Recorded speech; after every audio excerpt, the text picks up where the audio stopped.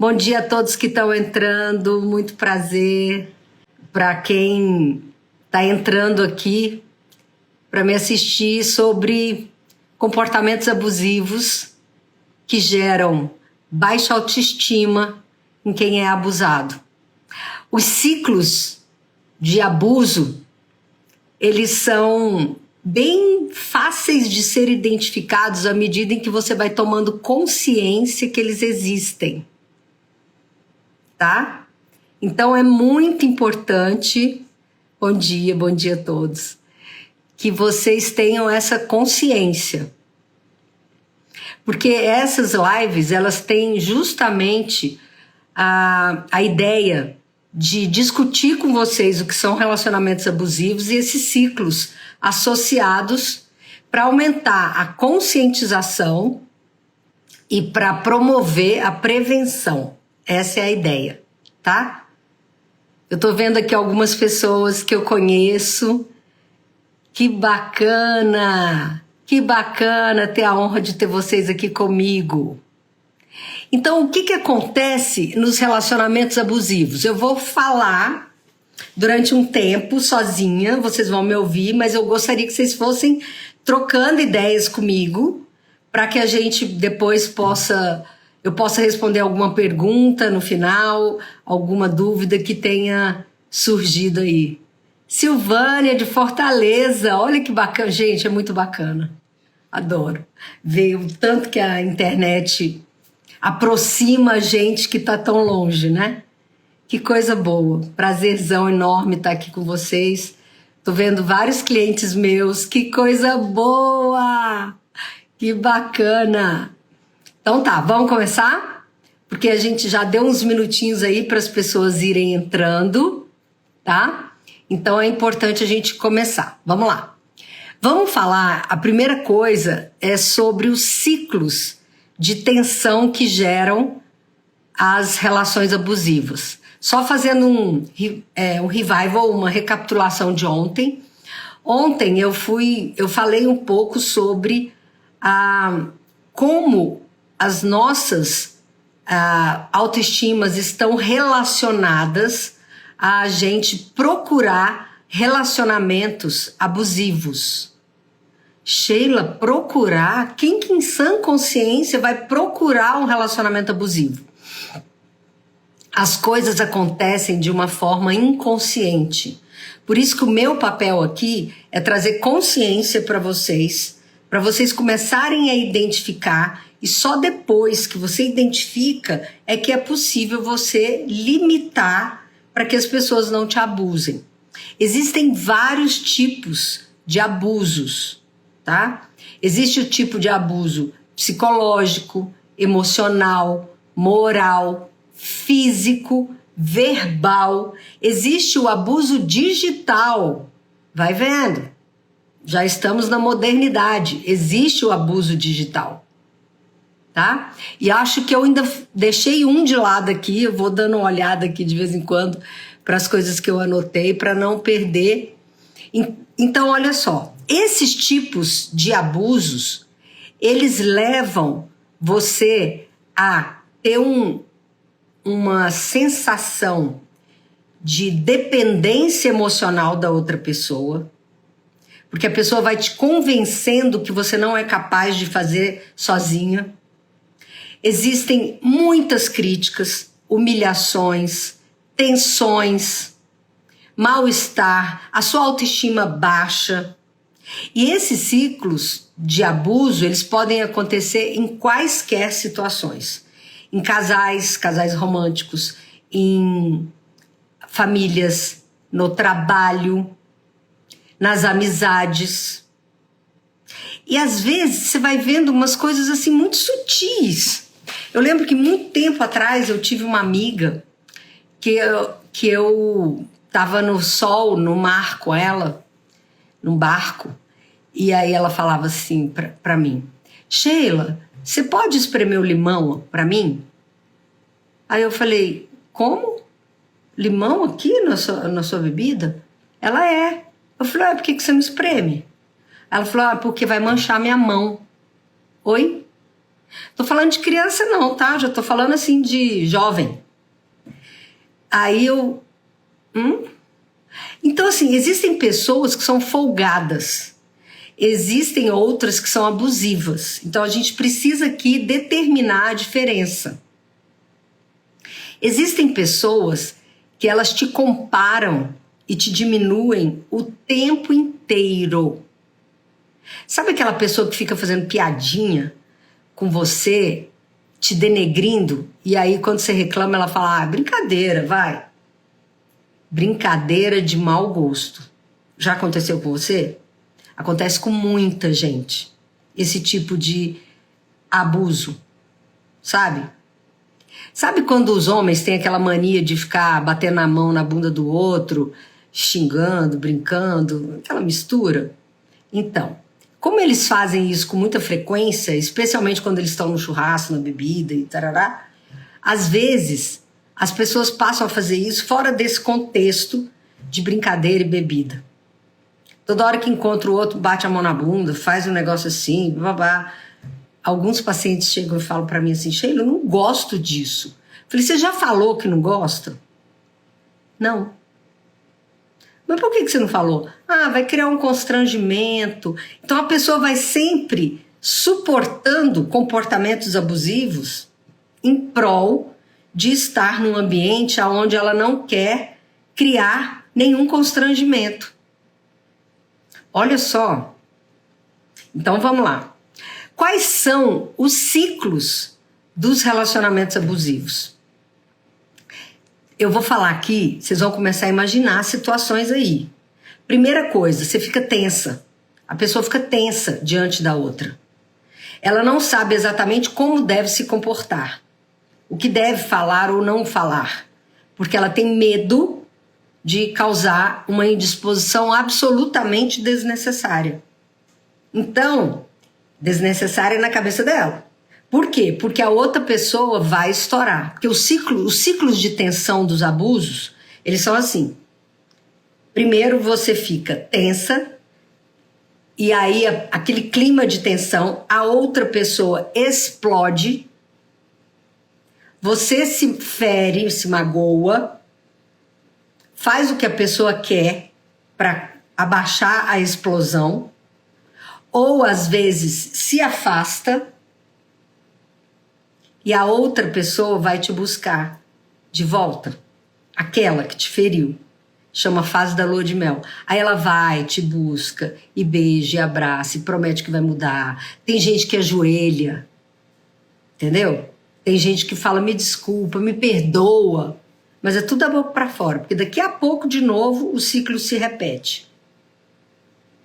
E esse é um dos motivos mais significativos do porquê que a pessoa não sai de um relacionamento abusivo.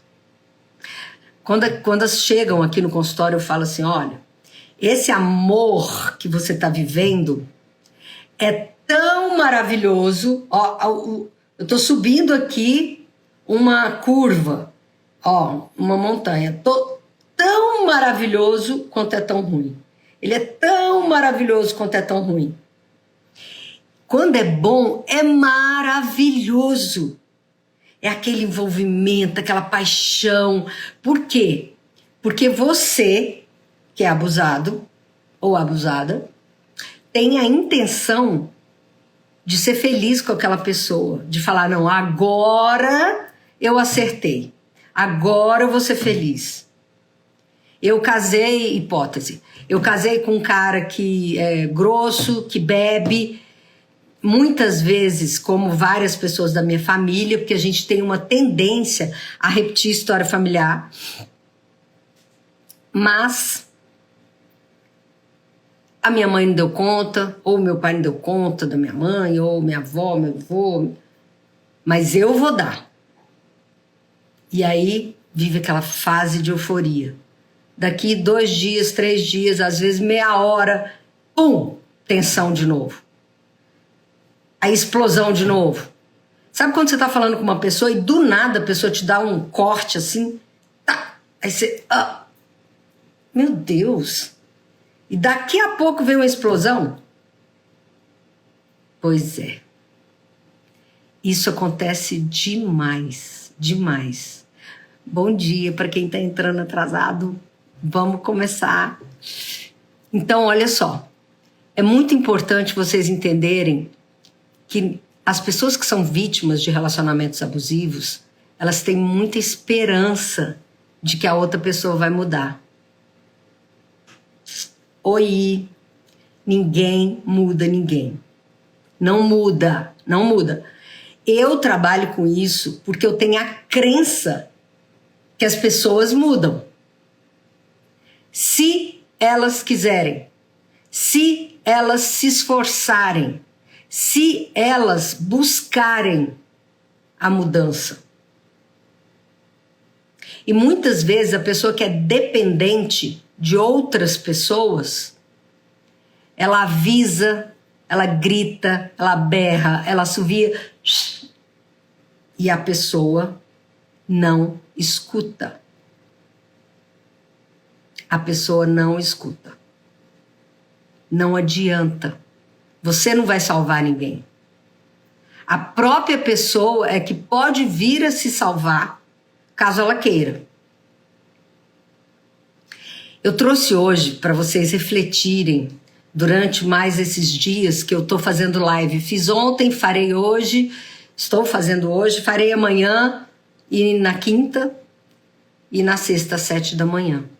Todas elas sobre esse relacionamento, esse tipo de relacionamentos abusivos que geram baixa autoestima, sentimentos de humilhação, de tensão, depressão, ansiedade, menos-valia.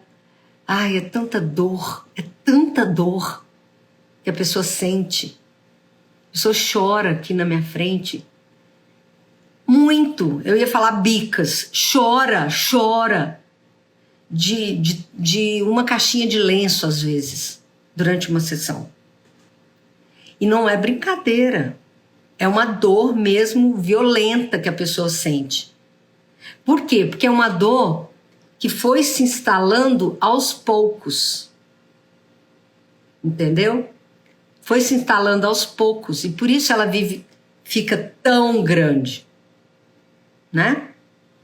Então vamos lá, eu vou trazer um filme para vocês refletirem sobre os relacionamentos abusivos.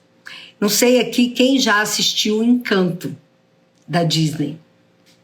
Quem já assistiu? Põe aí para mim. Bom dia, bom dia. Quem já assistiu o filme Encanto? Todos os personagens, todas as principais personagens do filme tem relação com situações abusivas. Se vocês puderem assistir o filme hoje ou amanhã, para a gente discutindo aqui durante a live, vai ser fantástico. Porque olha só, lá no filme tem a vovó, que é a personagem inicial do filme. A história começa com um abuso que a vovó sofreu. Como eu falei que existem vários tipos de abuso, a morte também é um abuso para quem fica, sabia? Muitas vezes. Por exemplo, pai e mãe não têm nem o direito de morrer, nem de morte morrida, nem de morte matada, pelo menos até o filho chegar aí próximo dos 20 anos, sabia? Por quê? Porque o pai e a mãe, na estrutura emocional do filho, é muito importante. Então, quando um pai ele se distancia do filho ou se ausenta do filho por mais de 6 anos, por exemplo, o filho faz todo o fechamento da história com aquele pai e depois para resgatar é muito difícil. Entendeu? Com a mãe, a mesma coisa. E se a pessoa... Lembra naquela época da guerra, né? Os homens iam embora, não voltavam, demoravam para voltar, ficavam 2 anos, 3 anos. Então, assim, é um ciclo de abuso, porque a criança tem o direito de ter pai e ter mãe. Concorda? E aí, quando ela não tem, ela se sente abusada. Falta alguma coisa. Falta alguma coisa para ela. Então, existem esses abusos por ausência, por distanciamento. Existem muitos pais e mães, que são presentes fisicamente, mas são absolutamente distantes. Não tem um vínculo afetivo. Né? Eu estava comentando com vocês ontem que eu me senti abusada pelo papai ser alcoolista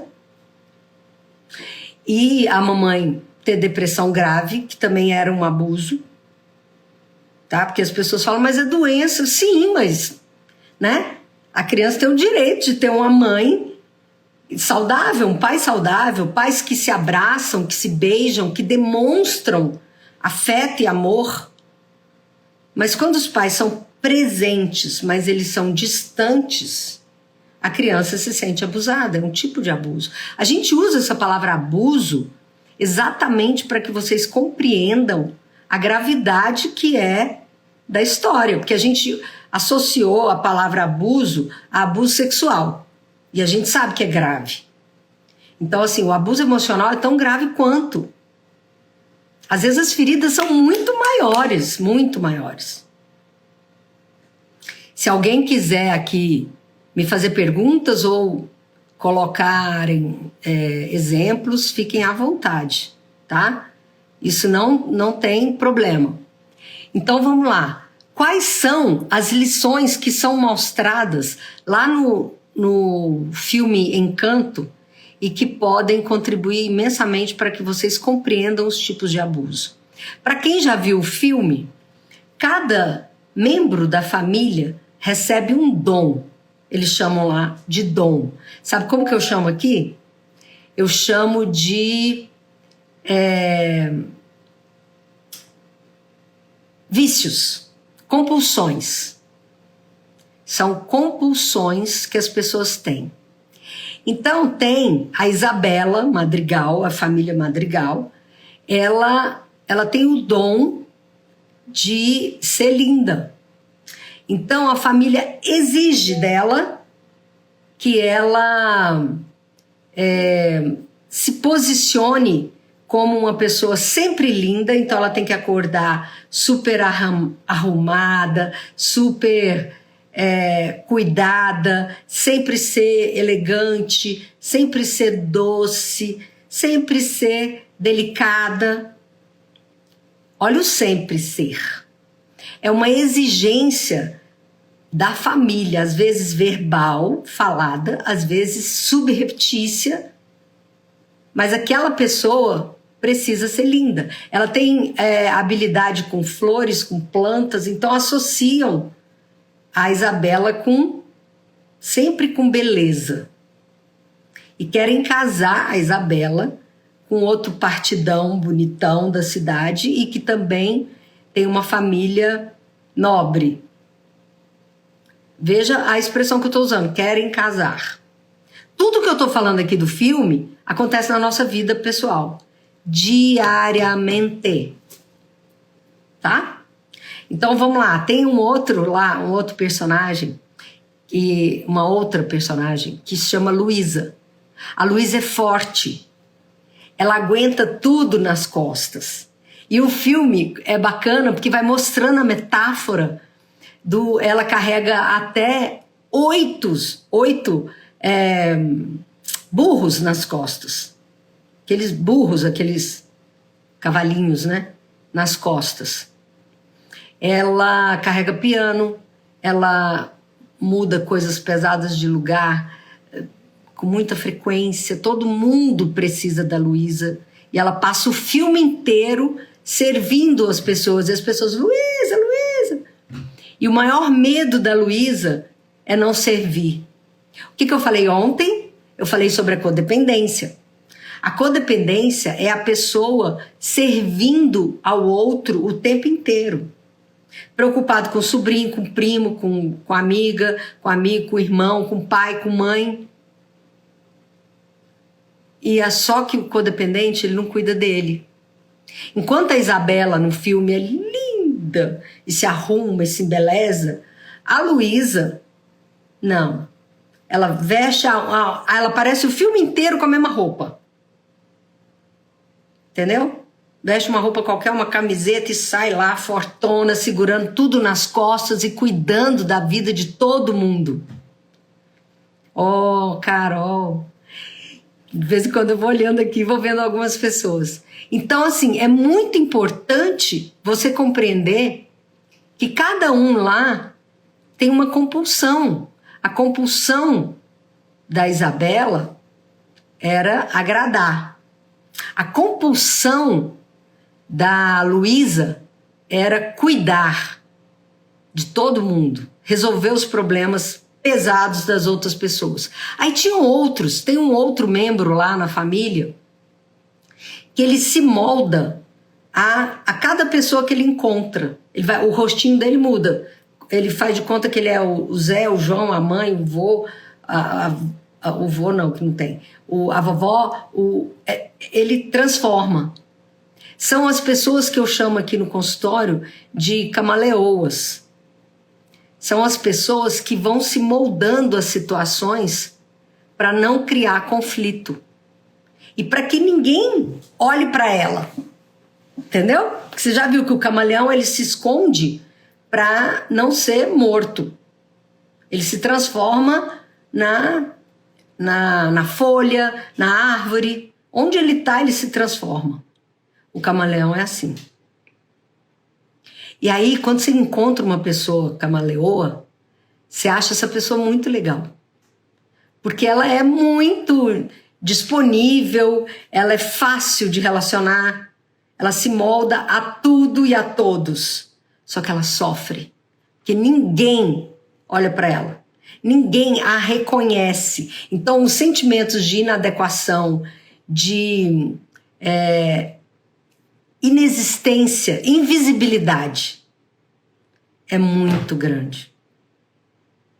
É muito grande. Ontem eu citei aqui alguns exemplos de sentimentos de invisibilidade. Quando parece que ninguém reconhece, quando você está triste, quando você está feliz, quando você faz alguma coisa para alguém, quando você deixa de fazer alguma coisa, as pessoas falam, E quando você vai reclamar alguma coisa da sua vida, as pessoas falam assim, você com problema? Imagina, entendeu? Então é bem assim que funcionam os relacionamentos abusivos. É muito significativo isso. Sabe aquela hora que eu falei que tinha alguns outros abusos que eu não citei? Eu lembrei aqui. Tem abuso financeiro. Olha aí o abuso financeiro. Nossa, como tem. Pessoas que pedem seu dinheiro emprestado e nunca te pagam, nem tocam no assunto. E se você for conversar com elas, elas vão falar assim, o que é R$500 para fulana? O que são R$1.000? E tem gente que vai subindo, tá? O que são 10 mil pro Zé? Ele é rico, entendeu? E não tocam no assunto, encontram com você, jantam, almoçam e morreu. E tem também o abuso sexual, né, gente?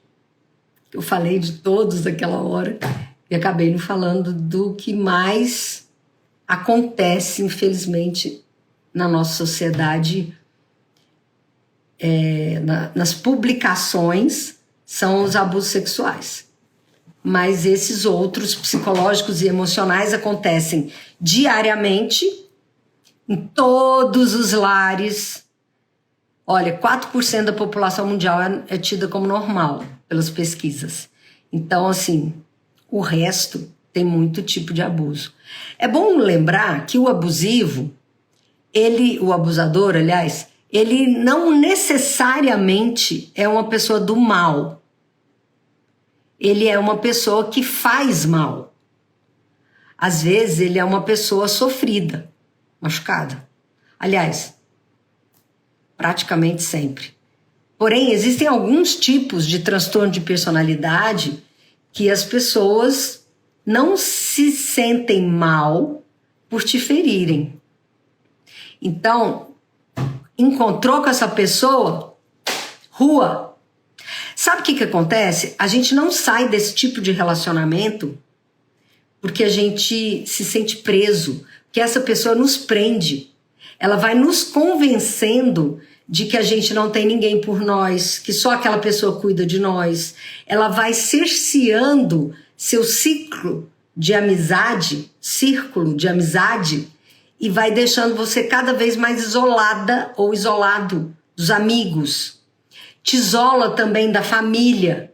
Começa a implicar com a sua família, com o seu irmão, com a sua irmã, com o seu primo, com a sua tia, com a sua mãe.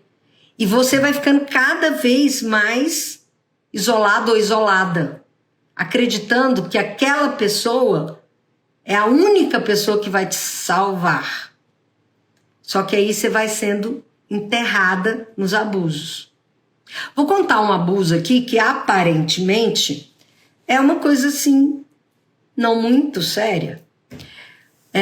Certa vez eu conheci um casal que ela teve muitos problemas na infância e traumatizou com o casamento, com ter filhos, essas coisas assim, sem entrar em detalhes. E aí ela casou, e aí a primeira coisa que ela falou para esse marido: eu não durmo com ninguém, eu só durmo sozinha. Mas amor, a gente casou ontem, como é que você não vai dormir comigo hoje? Eu não consigo dormir com ninguém. Então começa daí, eles dormiam em quartos separados e ela não tinha nenhuma relação afetiva com ele, mas ele era apaixonado por ela. E ela era linda. Só que ela não tinha dengo, xodó, carinho. E ele foi aceitando esse tipo de relacionamento, ficando na dele, até que ela engravidou.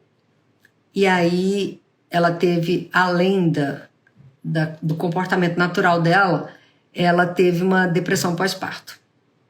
E aí nos primeiros 6 meses do bebê, ela não queria ver o bebê. 6. Já aumentou. A depressão pós-parto, ela pode ter uma flexibilidade aí de tempo, mas o dela foi bastante. E há uns 6 meses ela não via o bebê. Em 3 anos, ela não pegava o bebê. Vai vendo? Então, ele era a mãe do bebê, porque ele que dava mamadeira, ele que trocava, ele que acordava de madrugada e ia lá ver o bebê e papapá. É como se o bebê não tivesse mãe. Então, assim, o bebê já foi abusado pela ausência da mãe. 6 meses sem ver a criança morando na mesma casa. Eu tô contando assim, parece tão estapafúrdio que vocês vão falar: Sheila, é mentira. Ontem eu falei aqui para vocês que quando a gente vive situações complexas no consultório, a gente fala assim: nossa, parece que é conversa de boteco, mas não é. Não é, gente. É muito doloroso. E aí, esse casal persistiu na vida, assim, e o pai sendo mãe, eu chamava ele de pai, né? E a mãe sempre se afastando, e aí, com o passar do tempo, ela também foi criando outras situações para vivenciar enamoramentos fora do casamento. E 1 ou 2 vezes o marido soube. Depois ela mesmo contava. Assim, era uma falta de respeito no relacionamento constante. Quando eu os conheci, eu falei para esse casal falei para ela, falei para ele que aquilo ali era um relacionamento abusivo, que a probabilidade dele separar era grande, porque ele estava vindo ali para buscar ajuda. Eles vieram buscar ajuda porque a criança passou a ter sintoma. Que é outra coisa também. Quando pai e mãe começam a brigar, a ter distanciamento, a ter problemas emocionais, a ter traição nos relacionamentos, mesmo que não é falado, a criança percebe, sente e ela começa a fazer sintoma. E essa criança começou a fazer sintoma na escola. Quem mandou a criança para mim, para tratamento, foi a escola, tá? E aí eu fui investigando. Conversei muito com eles, foram várias sessões, tal. Até que, por fim, eu achei que ele ia tomar uma atitude.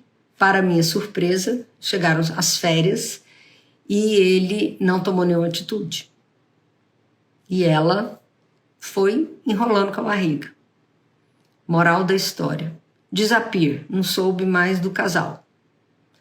Quando, para minha surpresa, 1 ano e meio, 2 anos depois, eles fizeram uma outra busca psicoterápica e resolveram se separar. Aí ele me procurou, o marido. E ele fez a seguinte pergunta para mim. Sheila, por que você não falou que o meu relacionamento era tóxico? Aí eu, oi? Oi? Como é que é? Foi a primeira coisa que eu te falei, seu relacionamento era abusivo. Aí ele, não, você falou? Como não? E aí ele tomou essa consciência 100%, acabou separando mesmo, tal, já casou de novo, já tá feliz, enfim. Então, e ela foi se tratar. Ela também não estava feliz no relacionamento, mas também não tinha coragem de sair. Por quê? Aí tem sempre muita coisa. Porque a outra pessoa também, ele cuidava tanto dela, que ele também contribuía para ela se sentir controlada, para ela sentir que ela não era capaz, para ela sentir que ela também não dava conta de viver sem ele. Olha para você ver, é via de mão dupla, é confuso, não é fácil estudar isso. Mas, por outro lado, também não é fácil viver isso. É muito difícil. Então, quando você está vivendo com uma pessoa que ela te faz se sentir presa, vou mudar a frase, né, dentro da psicologia, quando você está vivendo com uma pessoa que você permite que ela te faça se sentir presa, começa a prestar atenção que tipo de relacionamento que você está vivenciando. Se você está sendo camaleoa, se você está sendo controladora ou controlada, abusadora ou abusada. Aqui eu estou usando a pessoa, tá? Então, tanto serve para mulher quanto para homem. No filme Talento, a Maribel, que é a personagem principal do filme, ela é a neta lá da família, ela não recebe dom nenhum.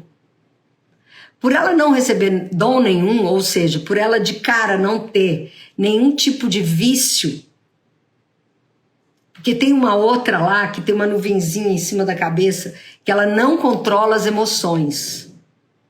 Então a explosão vem rápido, tumultua tudo, na metáfora lá faz chover, solta raios, e ela tem que ficar se acalmando, ela passa a mão no cabelo, ela fala tá tudo bem, para ela acalmar.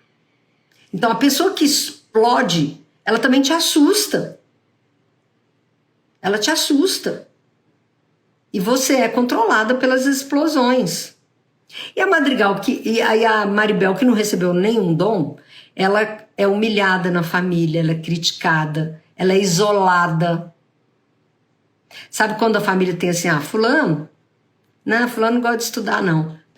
A família Cunha, não gosta de estudar, não. Fulano, isso aí, só quer nada com a dureza, só quer brincar. O outro fala assim, não, esse aí é estudioso.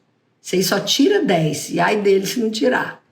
Entendeu? A gente tem que ter cuidado com esses rótulos, porque eles são muito invasivos muitas vezes.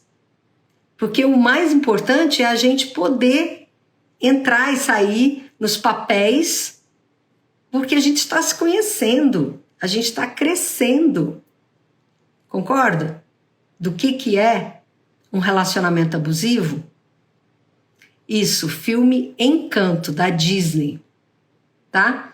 Ele tem todas essas características de relacionamentos abusivos. Até que entra o personagem do Bruno. O Bruno, lá tem até uma música que fala, não falamos do Bruno. Por quê? Porque o Bruno denuncia essa doença da família, de ser uma família perfeita, uma casa linda, até a casa é inteligente lá, tá? É muito importante você perceber que é tanto abuso que o Bruno denuncia que a casa vai rachar. E aí todo mundo para de falar sobre aquilo, isola o Bruno entra para viver dentro das paredes da casa, vai vendo? E a família não fala no Bruno. Sabe quando você tem uma família que tem um filho homoafetivo, por exemplo, que a gente não usa mais a palavra homossexual, a gente usa homoafetividade, porque descobriu-se que o que faz a pessoa vivenciar essa homoafetividade é o truncamento no afeto, não é na sexualidade. A sexualidade é uma consequência.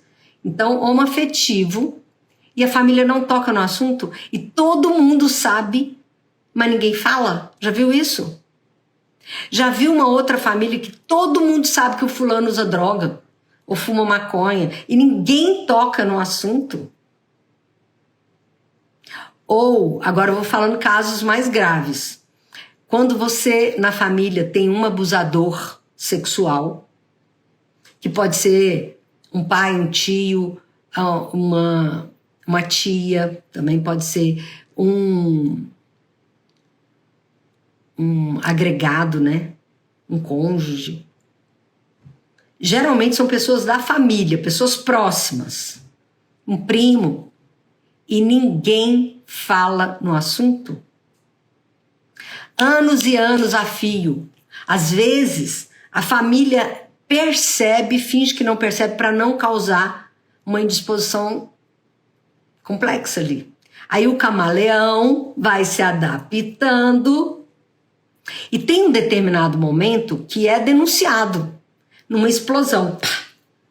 A pessoa vai e denuncia.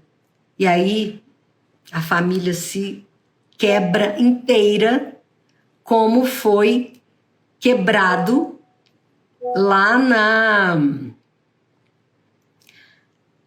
no filme, que a casa começa a rachar inteira. E a Madrigal, a Maribel Madrigal, ela vai atrás de descobrir o segredo da família, porque a dor dela, do isolamento, é muito grande. E tem uma frase que ela fala pra vovó, ai gente, vocês têm que assistir esse filme. Ela fala pra vovó assim, vovó, eu nunca vou ser boa o bastante pra você, né? Olha isso. Eu nunca vou ser boa o bastante pra você.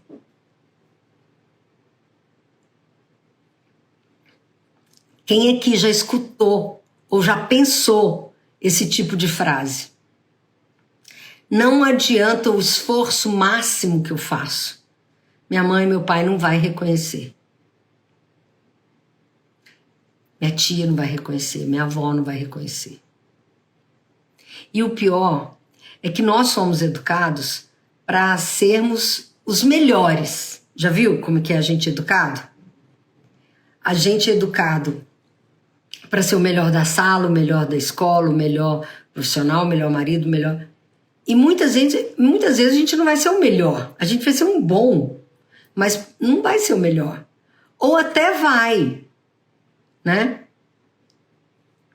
Eu tinha uma prima que ela falava assim para mim, que meu filho era um príncipe. Por quê? Porque eu eduquei uma criança gentil, amorosa, educada, conversador, desinibido, um gentleman que entra no elevador, põe a moça para entrar primeiro, aquelas histórias todas. E aí ele tinha mais ou menos uns 15 anos quando ela brincava comigo assim, e aí ela falava, bom, já que eu que ele é um príncipe, ele vai ter que casar com uma princesa, né? E aí como é que faz? Para você ter uma nora que esteja à altura do seu príncipe. Entende? Graças a Deus eu dei sorte. Eu tenho uma nora maravilhosa. Mas às vezes não acontece assim. E aí? E aí quando você tem a expectativa de que seus filhos vão ser os reis, os príncipes, um médico do Einstein, estou inventando. Quando você tem uma expectativa que seu filho vai descobrir a lâmpada e o seu filho não quer estudar, não quer trabalhar, não quer... E aí? Como é que você trabalha com as suas expectativas em cima do que os nossos filhos escolhem ou querem? Quando você acha que seu filho ou sua filha e aí eles começam a usar drogas. Gente, é desesperador também. Porque a pessoa que se droga, ela também tá ferida, mas ela também é uma pessoa abusiva no relacionamento. Por quê? Porque ela manipula, porque ela quer controlar, porque ela mente, né? Para poder atingir os objetivos. Então, o que acontece com a nossa estima? Se a gente não souber o nosso valor, em que eu posso trabalhar para que eu seja, trabalhar do ponto de vista emocional, para que eu seja mais feliz, mais completo, que eu reconheça o meu valor, eu vou entrar em cada manipulação. Porque principalmente não sei falar não. E a Madrigal, Mirabel, entra. Vocês vão ver lá, tem uma cena que ela tem que entrar num... Ai, meu Deus, como é que chama aquele negócio que cai areia? Eu tenho aqui... Ai, espera aí. Isso aqui, ó. Esqueci o nome desse negócio. Ela entra numa situação assim, e aí a areia tá caindo, e ela tem que, por esse tempo, ela tem que passar pelo tempo, que o tempo tá caindo rápido. Ampulheta, obrigada, Demi. Ela tem que passar por essa ampulheta e entrar nas profundezas do inconsciente. Que lá você vai ver, tem rato, é muito profundo, é escuro, para encontrar o Bruno, que foi quem denunciou o sistema doentio da família, que a gente chama em consultório de paciente identificado. O que é o paciente identificado? É aquele que mostra o sintoma da família, que esclarece, que fala, ó, tem um problema aqui. E aí, o problema só vai ser resolvido quando a família compreender aonde começou e por que começou. E aí é quando a Maribel vai atrás de conhecer a história da vovó, que acontece bem no comecinho do filme, quando ela é abandonada pelo marido porque ele morre e ela tem 3 bebezinhos recém-nascidos. E ele morre na etapa da lua de mel deles. Porque eles se conhecem, se apaixonam, se casam e têm filho. Tudo muito rápido. Só que aí a invasão dos espanhóis na América Latina contribuiu para que eles tivessem que fugir de casa. As casas foram queimadas, invadidas. E ele foi morto. A dor da vovó era tão grande, que ela, para unir a família, ela passou a ter uma autoridade extrema, que passou a ser um autoritarismo, e ela impôs um controle para proteger aquela família dos perigos da vida. Olha que coisa horrível. A intenção é boa. Ela queria proteger. Mas tem um ditado popular que fala assim, atrás de toda boa intenção tem sempre... Entendeu? Então, assim, por trás, acabou aprisionando todo mundo ali nas compulsões. Então comece a se perguntar, por favor, eu tenho alguma compulsão? Eu tenho alguma coisa que eu faço escondido, que eu não gosto que ninguém veja, que eu faço frequentemente para eu me esconder dos meus problemas? Eu como demais, eu trabalho demais, eu entro na internet demais, eu jogo demais, eu vejo novela, todas e quaisquer, que hoje em dia é série, mais ainda. Eu amo demais, que é o codependente, eu cuido demais das pessoas, eu carrego o mundo nas costas. Quantos problemas a gente, carrega aqui. Lembra que eu falei que eu era codependente? Eu me curei. Eu acho que um dos sucessos que eu tenho na minha vida profissional é que eu fui me curar e eu descobri o caminho e eu ensino para as pessoas. Sério. Eu me considero curada da codependência. Não foi um caminho simples. Foi trabalhoso. Mas eu quis muito, mais do que tudo. Eu quis muito. Eu sofri todos esses tipos de abuso aí que eu tô falando pra vocês. Olha lá, hein? Todos. Foram muitos, foram vários.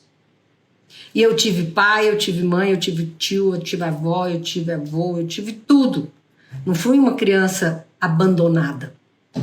E eu passei por todos. Você imagina, então, quem é abandonado.